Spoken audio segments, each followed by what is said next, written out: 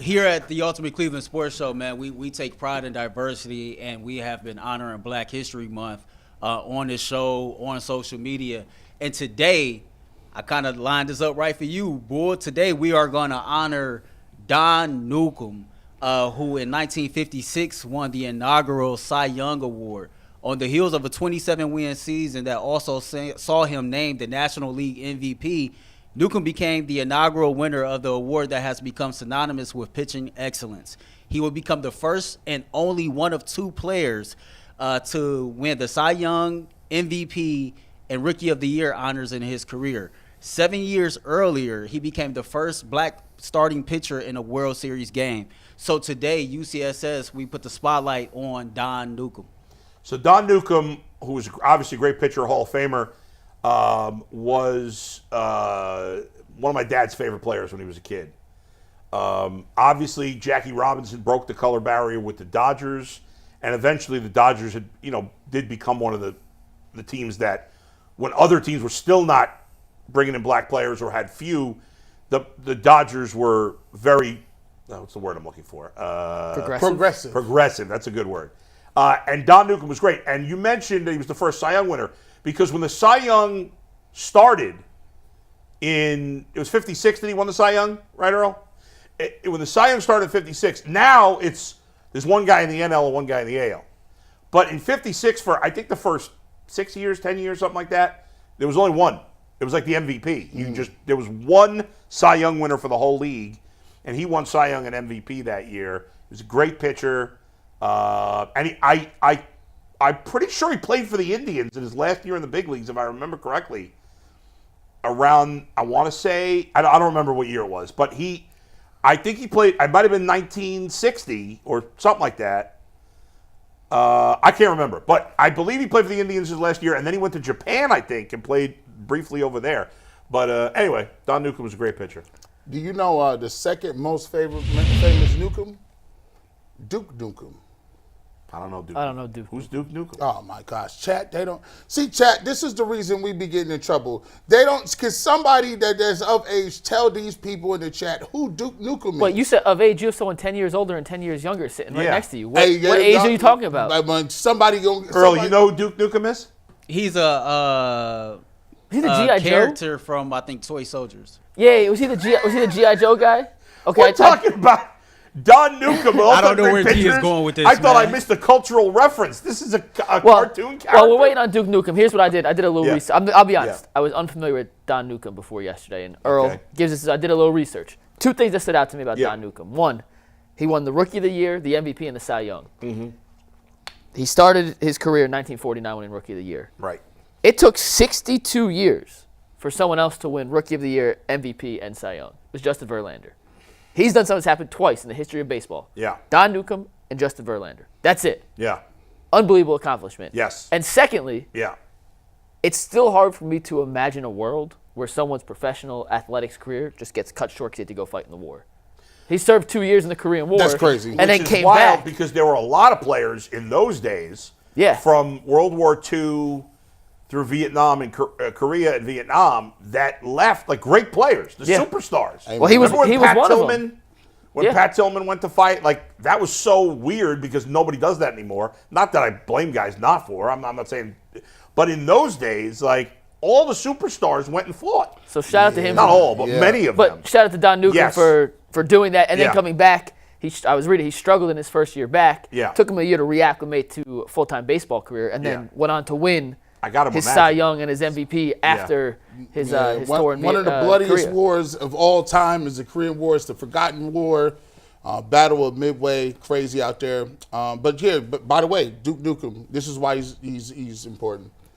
Duke Newcombe is a media franchise named for its character Duke Newcombe, created by a company, Apogee Software Limited, now in 3D realms. As a series of video games for personal computers, the series expanded to games released for various consoles by third-party producers. The game first two in the main series, a 2D platform. One of the first games that you could play on regular PC that transferred over to regular game categories. It was one of the first-person shooters. It's the grandfather of that. in today's. I am familiar, G. There you go. Yeah. Now that I I'm think G's looking a at lot him, of pocket right now, but go ahead, Earl. Yeah. A couple things. So Steve just did some research, Mike. It was actually World War II that he went and fought in. But Bull, just I guess I kind of want to know you. I mean, you're the oldest person out here. For him to win the Cy Young Award in 1956, none of us was around. But I can only imagine, the uproar that it might have brought out, and especially in the times that we were living in. And this is a black man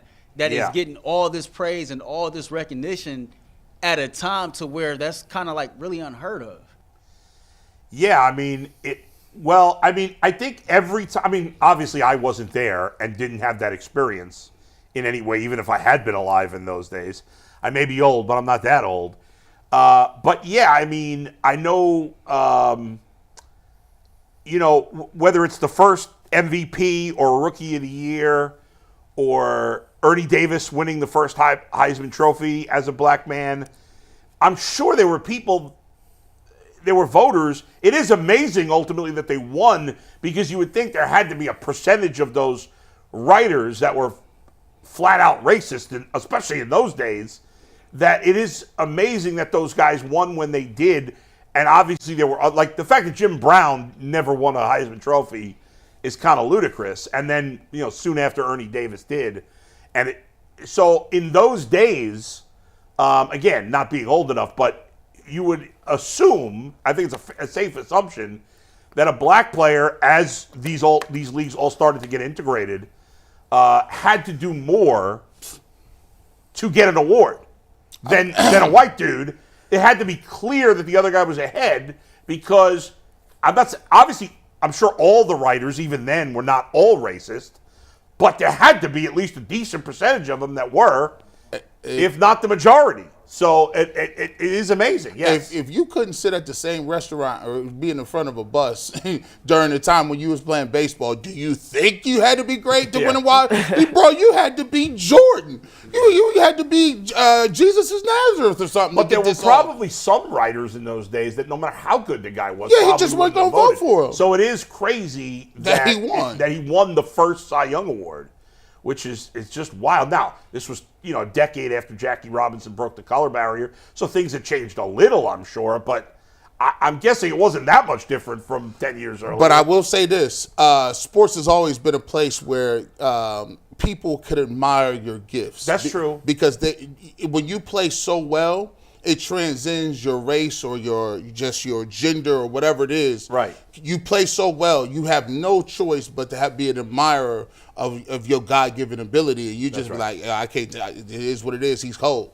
And it's, a lot of that, and let's face it, right? So when Jackie Robinson was first in the league, and then Larry Doby and Don Newcombe in that next group of players, some of their teammates, not all their teammates were asses. You know what I mean? Like, some of their teammates accepted them right away and weren't racist or bad people. And so I'm sure there were some writers that were like that too, that were like, oh, it's about freaking time that this happened. So, fortunately the good won out. But it is crazy if you think about it. Yeah. That an award, like a baseball award, a sport that had not allowed black players for all this time, and then they have this new award. It's based on what at the time was considered the greatest pitcher of all time, Cy Young, and the first winner is a black man. It's crazy. It's pretty amazing.